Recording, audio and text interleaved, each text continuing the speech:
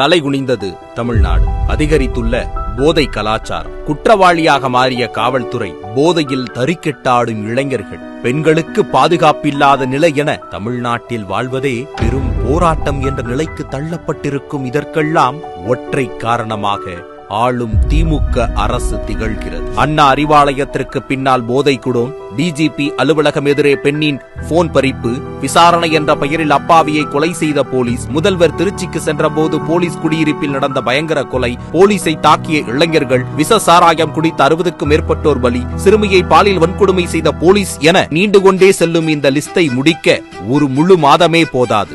இரும்பு கரம் கொண்டு சட்ட ஒழுங்கை பாதுகாப்பேன் என சொல்லும் முதல்வர் மு.க. ஸ்டாலினுடைய அந்த இரும்பு கரம் எங்கே உள்ளது என்பதுதான் இப்போது வரை யாருக்கும் தெரியவில்லை. இப்போது வரை டிஜிபியை நியமிப்பதில் என்னதான் பிரச்சனை இந்த மக்கள் விரோத அரசுக்கு என்பதும் தெரியவில்லை. தமிழ்நாட்டில் சட்டம் ஒழுங்கு பிரச்சனை தீவிரம் எடுத்துள்ள இந்த சூழலிலும் பொறுப்பு டிஜிபியின் கீழ்தான் எல்லாமே இயங்கும் நிலை இருந்து வருகிறது.